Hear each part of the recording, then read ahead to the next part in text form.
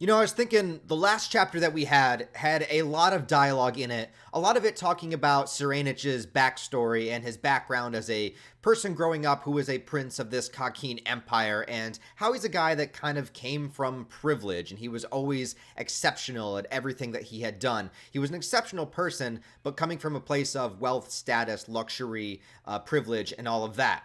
In this chapter, Togashi, being the mad lad that he is and just being able to do whatever he wants with his manga at any time, does not give a flying fuck. Is just going to decide to give us a Phantom Troupe backstory within this chapter, which is amazing.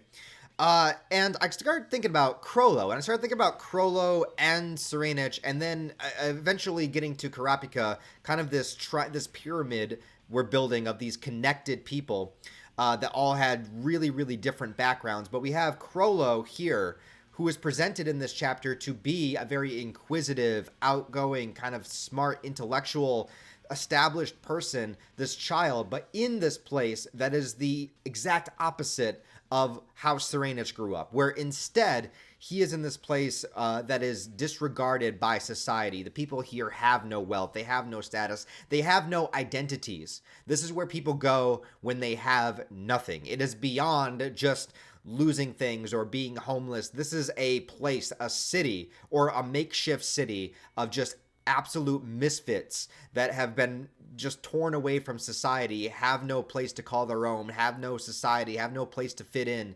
And yet you have this ingenious child here growing up in this circumstance. But in this circumstance, he is surrounded by people that are close to him and has friends. Whereas Tserriednich, we saw like his friends from the last chapter, but he always kind of isolated himself to be the perfectionist that he was. And I'm just wondering if there is some sort of like narrative purpose behind that, behind the order of the chapters that we got. So you could have Tserriednich, who decides to, train and become a perfectionist in his own way by isolating himself and focusing clearly 100% on the task. And then you have Chrollo, who also becomes an expert in many ways, but is inclusive to all of the people that mean something to him, to the point where when he does lose members of the Spiders later on, he is literally going on a tirade to find some kind of vengeance for them. He'll take out multiple mafia groups at once just to feel some sort of solace for losing a member. And it's really, really interesting to see the kind of differences with our two antagonists here. We have many antagonists right now,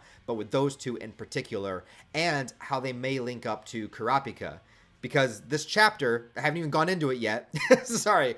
Let's start from the top, and I'll tell you what I mean. So, the beginning of this chapter just shows what motherfucking chads the Phantom Troupe are. So, I did that video recently where I did what would be the likelihood of who would win if Hisoka fought all of the Phantom Troupe members one-on-one. And I kind of went through and gave my evidence and gave my reasoning as to why, who I think would have the advantage and who wouldn't. And a lot of people, I knew people wouldn't like the video because everyone has their different ranking systems, and that's totally fine.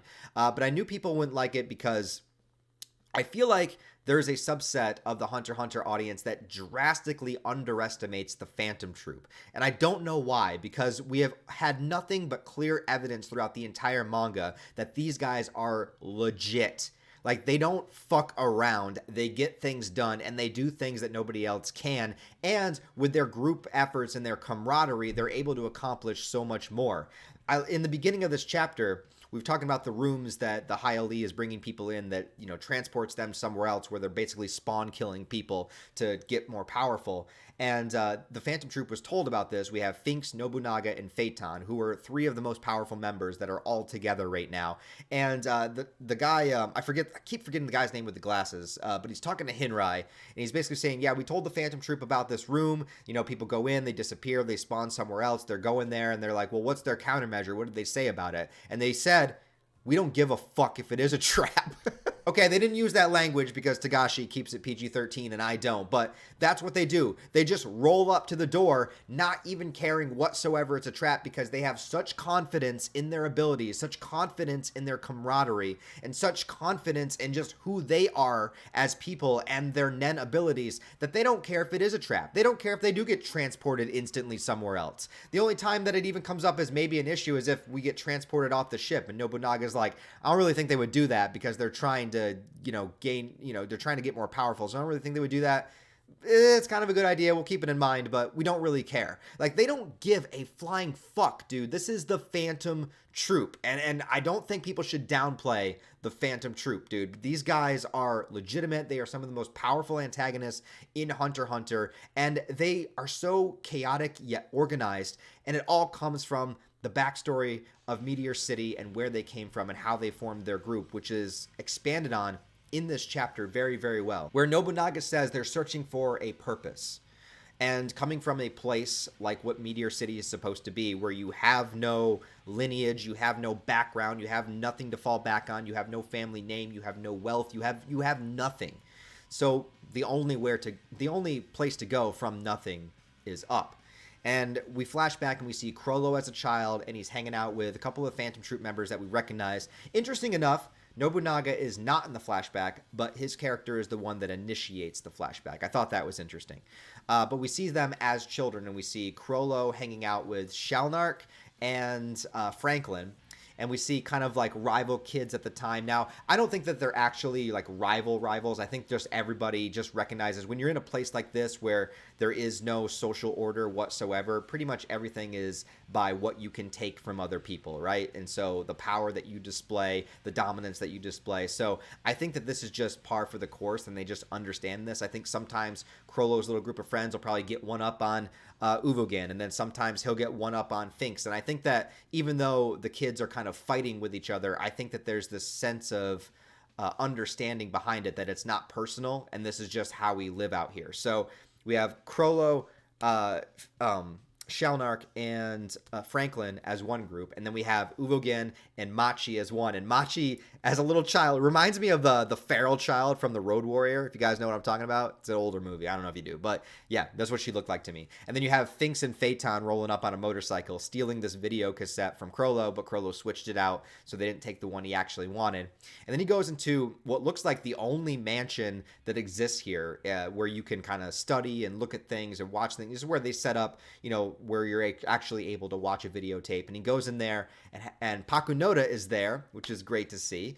And I love that we're seeing members that we've already lost, because we know how much they meant to Chrollo, which is the whole reason why he killed all of the mafia groups that he did before, was to send a message about, losing those members. So they mean something to him. It's very important that you have this connection with people when you don't have anything else. You have no wealth, no money, no status, no environment to be in, but what you do have are the people around you, and it makes it very, very important. So he goes to see what's on this cassette, and it's something similar to the Power Rangers. It's like the Cleanup Rangers or whatever it's called, which also might inadvertently influence the idea of Chrollo forming a little team in his mind.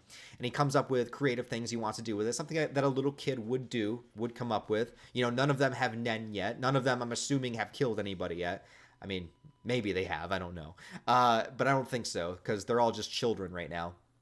And so Chrollo's like, what if we dub over the videotape? We kind of like pick, everybody gets to be a character, and we make our own dubbed version. We come up with our own story, which also kind of relates to Chrollo's character, where he basically creates his own reality. He creates his own narrative. He doesn't care about the social order and structure of the world. He'll go in and take what he wants with his group. So he basically makes it so that his entire group, creates the story, creates the narrative of wherever they go. They go, they do their thing, and they disappear. That's kind of their thing. And I just think it's cleverly relates to Chrollo's personality. I don't think that this videotape has the significance of him creating the Phantom Troupe, but I think it has the significance of seeing Chrollo's personality type as a child. That's something you would do, but then later on, when you become as powerful as Chrollo is, you start to do that in real life, in real time. You start to actually do the things that you fantasize about when you were younger. But of course, we don't get the entire backstory in this chapter. We get a little excerpt of it, and it does end on a cliffhanger. Now, there's a little bit of a couple different things happening here. One is that saying that this is before Meteor City made a deal with mafia groups, and this is pretty much where people could come and take whatever they want before they had the deal of, leave whatever and we'll take what we want. And also before people had Nen or could use Nen here, but it does mention the elders knew about it, and whatever the elders of Meteor City are, I don't know yet. But one of them goes and mentions the inquisitive nature of Chrollo and how he could be really useful to Meteor City, and this kid's got something going for him, and the other elder is just kind of curious about it. later in the chapter, we cut to these guys, these thugs, this mafia, whatever it is, that have a bunch of people bound and gagged within this van. I don't know if that relates to the elders. Maybe they didn't like the idea of a kid being that inquisitive and that intelligent. Maybe they're trying to do something about it. Or maybe this is a mafia group kind of rolling in, and this is going to be the moment where they learn about Nen in order to, you know, for somebody to fend off these members. I don't really know. But the other very, very important thing to mention about this chapter is there are two other girls that are hanging out with Chrollo and Pakunoda. One is named Sheila and Sahara, I believe the other one is. Sarasa. Sorry, I had to double check. Sheila and Sarasa. Now, we haven't seen these characters in HUNTER but Sheila appears in the Kurapika one-shot backstory. So there's a 2-chapter Kurapika backstory, which is actually really important to his character. They did adapt some of it in the HUNTER anime movie Phantom Rouge, so that is in there, some of it. But that character, I don't believe, is in the movie, because she mostly appears later on, and she is the one that gives Kurapika the book about hunters and lets him know about hunters and what they can do, and inspires him to do that. Now, if Sheila was here in Meteor City and knew Chrollo, and perhaps was one of the original founding members of the Phantom Troupe, this ties it all in together. This ties into how the Phantom Troupe probably would have known or found out about the Kurta clan, came there and killed them for all of their eyes for whatever reason that they eventually, did that for. And this is confirmed that the Phantom Troupe did do that. She could have been their in to understand how to get there, or to just come there and lay waste to it. Now, I haven't read the Kurapika one-shot in like 3 years. So, granted, I should go back and reread that. Probably should have done that before this review, but you know what? Sometimes you don't do the things. So that's really interesting. Now, tying it all back together to the pyramid I was talking about. So we have that connection there. We have the polar opposite way of growing up that Chrollo and Tserriednich did, though they're both like geniuses in their own way. Now we have Kurapika, who is also extremely intelligent. And if we have the connection from the Phantom Troupe to Kurapika, makes more sense now. And also, now don't forget that Tserriednich has all the Kurta eyes and has the severed head of Pyro, who was Kurapika's childhood friend. Again, you don't get that in HUNTER. You got to read the one-shot Kurapika. It's 2 chapters. It's its own like little thing. I really wish they would have actually included it in the story, because the context now is starting to become more and more important. And yes, it hasn't been 100% confirmed that Tserriednich has Pyro's head, but look at this image. That's what that is. So how does this all tie in together? I don't know. And then we have 3 mafia groups fighting each other, and then we have the Succession War, and then we have Silent Majority, and then we have a bunch of bodyguards, and then we have the Dark Continent, and then we have Beyond Netero. So there's so much stuff going on in this manga. But that's why I love it, man. This was great. This was a fun chapter. I'm curious to see how long this goes. I personally don't hope that this backstory lasts too long. I'd prefer it to be like 3 to 4 chapters at best, mostly because we have so much going on within the actual Succession War arc. I want to get back to it and not fall too far astray. But I do want to see what happens next with this, and I want to see the original formation of the OG Phantom Troupe. I wonder who all is going to be in it. Obviously, these characters are maybe the 2 girls that were introduced here as well. And yeah, dude, I was not expecting a chapter like this. That's what I can say. So if you guys have read chapter 395 of HUNTER, let me know what you thought about it down below. And let me know all your theories, ideas, opinions on everything that's going on. As always, guys, if you did like this video, please just take 1 second to give it a thumbs up, because it really will help me out, as well as leaving a comment to help out in the algorithm. If you want to subscribe, I'm trying to hit 100,000 subscribers by the end of the year, so I'd appreciate it if you help me out with that. Also, one final thing is that my review of HUNTER chapter 392, which was copyright striked, has now been resolved. I have won the battle by using my sticky bungee gum, just splattering it all over YouTube. But I've won that, so you can now watch that video as well. So thank you guys. I'll talk to you next time.